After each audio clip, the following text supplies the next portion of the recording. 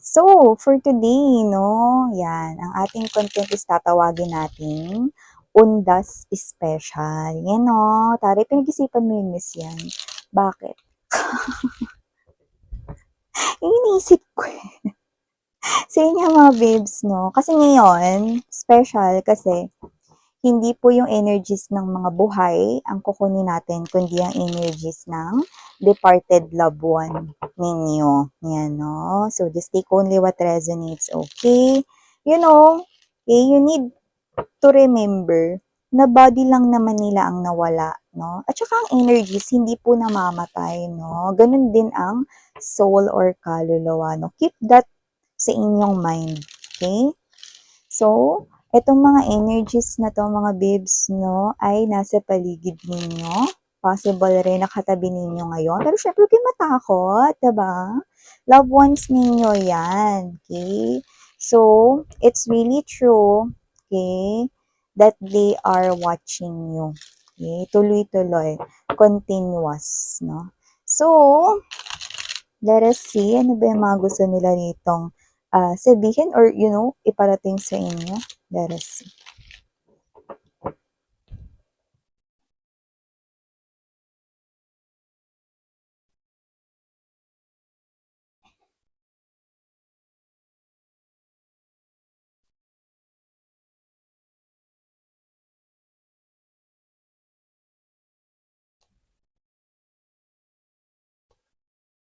Okay. Ba't ka natawa, miss yan? Mamaya sabihin ko sa inyo, no, kung ba't ako natawa doon, no? Pero mamaya-maya na yun, no? Tapusin ko muna yung paglalatag, no? Ng iba pang mga informations, no? Okay. Okay. Center of the reading is the Four of Cups energy. Okay.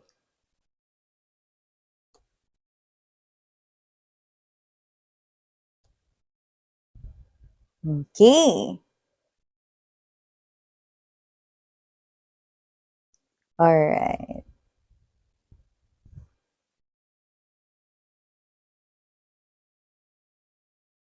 May space pa dito. Inurong lahat. Okay. So, hi and hello there, collective. Hi sa mga bagong subscribers. Ako po si Yan. Welcome. At sa mga returning viewers, thank you po sa inyong walang sawang pagsuporta. So, bago natin pag-usapan pa more, no, itong kumukonekta sa inyo, no, na departed loved one, yan, no, let me just remind you na hindi ito for everybody, kaya just pick up only the messages, no, na feel ninyo, naramdam nyo talaga, no, na ito talaga yung inyong loved one, Yan. At syempre, mga babes, no, kung hindi nyo pa knows, meron pa po tayong other channel. Ang link ay nasa description box. Kaya naman, if interesado kayong tumambay din dyan, meron din tayong mga daily collective readings. And when we say collective reading, kahit ano pang zodiac sign mo, pwede mo yung pakinggan, pwede mo yung panuurin, no? At pwede mong i-claim mga mensahe kung gusto mo. At kung hindi mo naman gustong i-claim, no, just leave the rest behind. Yan, no? So, yun yung mga babes, no? Siyempre, wala tayo ditong gender, babae, lalaki, LGBT, lahat welcome. Okay? At the end of the day, palagi po kayong may free will na pwede nyong gamitin or malaya nyong gamitin anumang oras at saan man. Yan mga babes, no? So, nakikita ko rito with the Ten of Cups energy, Hermit card right here, yan, no? And World card, I do see that this is someone here who is older than you, a family member, no? Or a relative, kamag-anak, no? Na close talaga kayo. Like, kamag-anak, kapamilya mo talaga siya, no? Kaapelyedo, isa lang ang dugong dumadaloy sa inyo, no? Pero yung iba possible rin na asawa niyo to, no? With the Ten of Cups energy, no? So, yung iba mga babes, no? Basta yung energy na kinuha natin, mga babes, no? Yes, yes, you heard it right, no? Hindi po namamatay ang energy, mga babes, no? Especially kung may mga hindi pa kayo na itatapon na gamit itong energy na to or itong loved one ninyo na to, no? And ang bahay, no, na minsan niyang tinirahan, lalo na kung nandiyan pa rin kayo, no, kasama din yan. Okay? Andyan pa rin po yung energy. Energy and soul never dies. Okay? So, kung sino man 'tong energy na 'to 'no, maaaring yan ng lola mo, lolo mo, puwede rin na mom or dad or parents mo 'no, someone older than you. Puwede rin naman na tito, tita mo 'no, departed na as in hindi niyo na siya nakakasama 'no. Yung body lang naman niya yung nawala 'no, pero yung soul at ang kanyang energy still remains. So, yun yung mga babes 'no, and kung hindi naman ito as in, lolo't lola or tito't tita or ano, parents mo 'no, possible na ito yung asawa mo lalo na kung yung iba sa inyo is nagkaroon na kayo ng asawa at siya ay wala na at hindi niyo na nakakasama ngayon. 'Yan 'no, kaya naman just take only what resonates. So, someone older than you 'no. Puwede rin naman 'no, kung meron kayong kapatid na mas matanda sa inyo na hindi niyo nakasama ngayon, posible rin po na siya ito 'no. Basta ang energy is high chance older than you, someone na talagang mas mature 'no. Yung iba talagang grandparents niyo, ito. So, marami siya ritong bilin, talagang sinulit niya na talaga 'tong reading natin. Kakatuwa, 'no? So, yun mga babes 'no, kung sino man 'tong energy na 'to 'no, kaya ako natawa dito with the Ten of Wands energy to the Three of Swords right here, World card, yan 'no. Ibig lamang sabihin nito 'no, this energy or kung sino man 'tong kumo-connect sa inyo na departed loved ones na 'to 'no, happy daw po siya, ayan 'no, happy daw po siya mga babes 'no, nahiwalay na kayo at natauhan na kayo 'no. Kung meron man kayo rito na asawa, nahiwalay na kayo sa taong iyon 'no, or kung meron man kayo ditong boyfriend, girlfriend, nahiwalay na kayo dito sa tao na yun 'no. Dalawa kasi nakita ko dito 'no. Posibleng na-meet niya ito or nakilala niya itong naging karelasyon mo noon, like naabutan niya 'no, buhay pa siya noon na naabutan niya yung tao na 'yan 'no. Sinasabi niya rito ngayon 'no, na masaya siya, masaya daw po siya na nahiwalay na kayo ng tao na 'yan kasi noon pa man daw, hindi na talaga niya 'yan bet for you 'no. Iba daw talaga ang ugali niyang tao na 'yan 'no. So yung iba, okay, I'm sensing na puwedeng ex-husband or ex-wife ninyo ang tinutukoy niya 'no. Puro pasakit lang daw kasi ang binigay sa inyo ng asawa ninyo or yung iba naman 'no na, boyfriend, girlfriend at naabutan niya pa yon mga babes 'no. Nakita niya rito na posibleng mas marami yung iniino mo, iniiyak mo 'no, kaysa sa ikinasaya mo sa loob ng relasyon ninyo ng ex mo na boyfriend or girlfriend dito. LGBTQ of course, welcome din kayo mga sweethearts no yan. So, kung hindi naman niya yun inabutan, kagaya nga ng minention ko sa inyo, no, body lang po yung nawala sa kanya, but his or her soul remains. This person here is watching you. Okay? So, meron siya rito na hindi naabutan na naka-relationship mo, na happy siya na hindi mo na karelasyon ngayon, na natapos na ang inyong connection. No? Happy siya rito kasi walang ginawa yung tao na yun kundi ang saktan kayo, pahirapan ang damdamin ninyo. No? So, yes, you're right, no? Tama kayo sa iniisip ninyo, no? It's really true na talagang binabantayan nila kayo, no? From where they are, no? So, nakikita nila yon kahit hindi nila nakilala yung ex mo, no? Nakita nilang umiyak ka dyan, nakita nila na naging pasakit yan for you. So, they're happy, no, na wala na kayo ng tao na yan. No? Kasi hindi naman daw talaga niya yan gusto for you guys, no. Siyempre, this person here loves you so much, no, kaya ayaw kanya na nakikita na sinasaktan ng iba, no. So, ito nga tao na to, siguro nga dati hindi kayo nito pinapadapuan sa mga mosquitoes, eh. 'Di ba? Arte. Mosquitoes. 'Di ba? Tapos sasaktan lang yung damdamin ninyo. Ano 'to, hilo, 'di ba?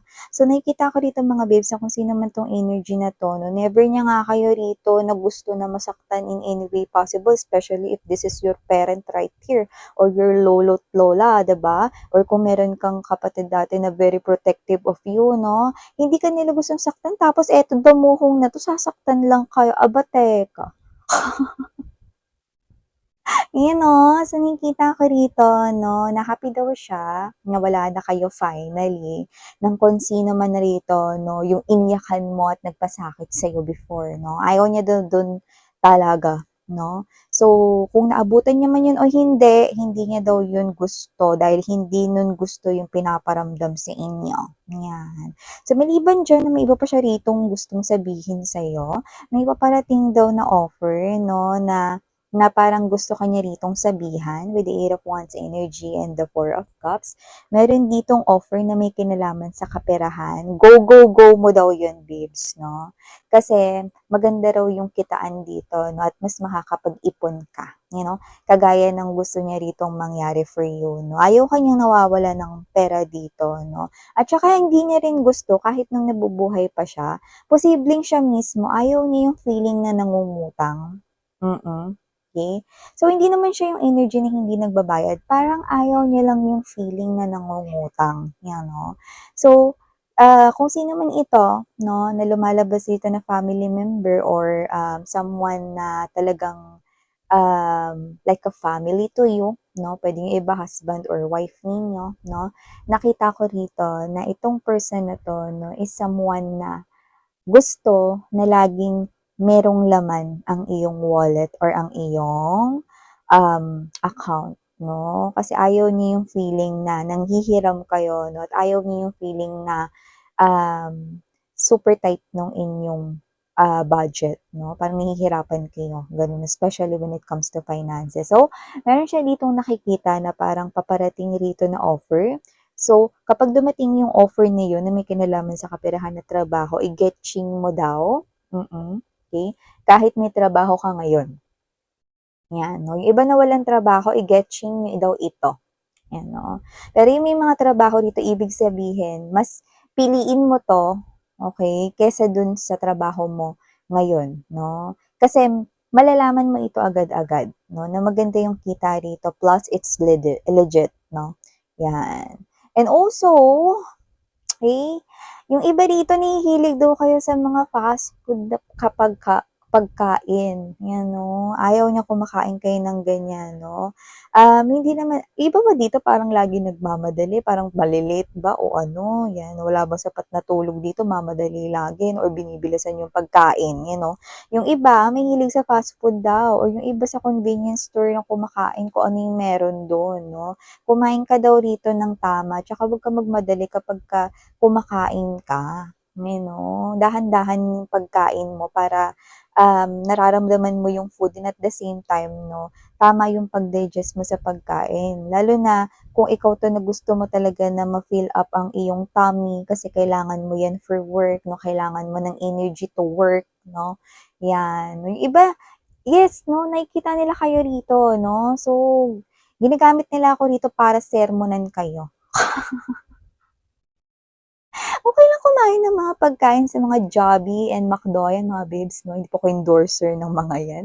Pero yung mga fast food yan, no, wag dalasan, no? Tsaka wag kayong magmadali kumain mga mahal, no? Namnamin ninyo yung food, no?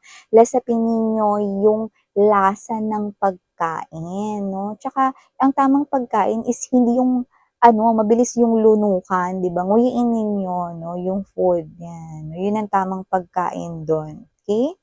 And also, iyan, no, yung iba sa inyo mga babes na hindi raw dito nagkakaroon ng sapat na tulog. Aba, yan, no. Yung iba wala namang problema, pero yung iba parang nakukulang yung tulog ninyo kasi yung iba siguro nagsi-cellphone pa, no, or nanonood ng mga K-dramas, C-dramas. No, alam ko hindi yan iiwasan panoorin mga mahal, no, dahil isa rin akong ganyan.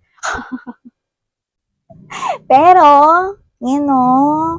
at least alam ninyo dapat yung right na tulog ninyo, yung hindi naman dito na parang groggy kayo paggising niyo sa umaga, 'di ba? So, yun nga mga babes, no, kailangan magkaroon kayo ng sapat na tulog dito, no? Kasi kung alam nyo, nabubuhay pa ito, siguro sinisita kayo ito, matulog ka na.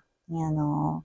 Ganun, 'di ba? So, mga babes, na hindi maganda yung palagi ang napupuyat. Yan, no? So, yan. Alam niyo talagang parang kung sino talaga 'to, nanay na nanay, tatay na tatay, parent vibe talaga, 'no? Or yung iba naman lolo't lola ninyo, ano? O yung iba baka nakakatandang kapatid, 'no? Or asawa ninyo, Okay, so maliban diyan mga babes, 'no, gusto nila rito magbigay ka rin sa sarili mo, 'wag daw puro trabaho. Ayan, 'no, magbigay ka rin ng oras sa sarili mo rito, 'yan, 'no. Puwedeng ang gusto nilang gawin dito is mag-enjoy ka naman, 'wag puro work, work, work, 'yan, 'no. Lumbas ka rin daw together with your friends, 'no. Although yung iba lumalabas naman dito, okey, pero dalasan mo daw. Mas dalasan mo daw, yun yung nakikita ko dito, 'no. And meron siyang sinasabi rito, habaan daw yung pasensya. Siguro may kapatid kayo na may sinasabi siya dito na kababatang energy, 'no. Habaan daw yung pasensya, ayan, 'no. At kung sino yun, I do not know, 'no, pero very specific, 'no. Siguro nung nabubuhay pa 'to, lagi niyang sinisita yun na 'wag gala ng gala or uuwi, 'wag masyadong gabi, 'yan, 'no.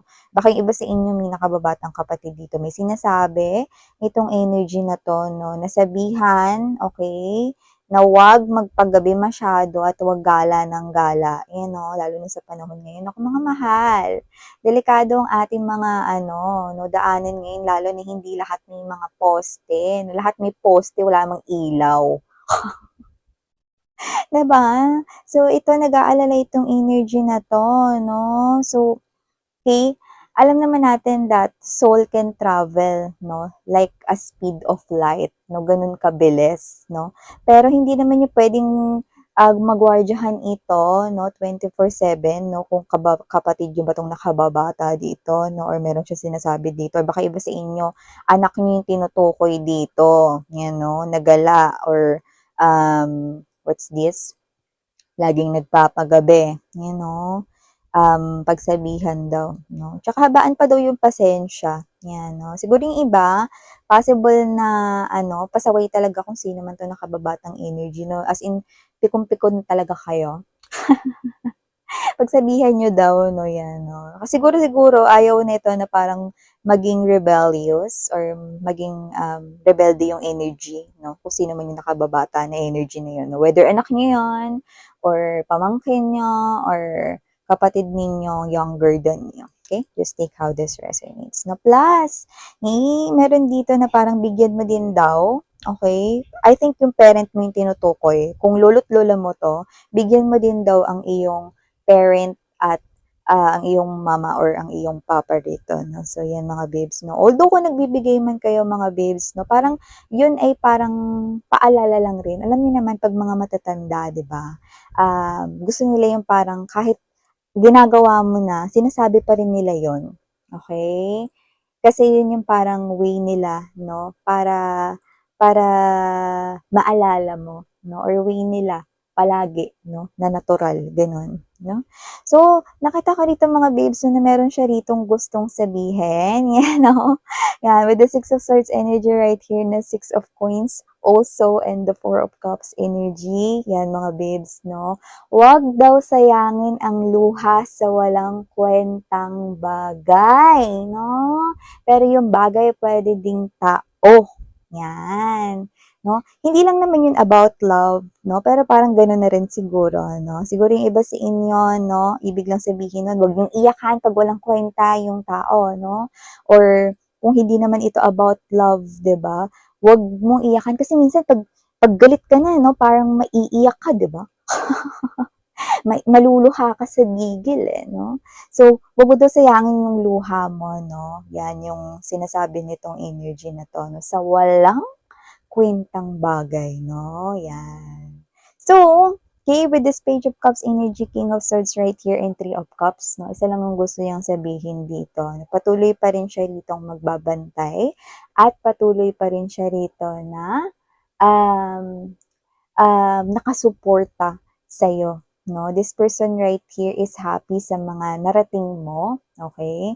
Hindi mo naman daw kailangan na mangarera, 'no, sa kahit na sino man, okey. Alam niya ang iyong kakayanan at nandiya-diyan pa rin siya para sumuporta. Hindi mo man siya nakikita pero nakikita ka niya rito, 'no. May mga times na gusto ka niya ritong batukan.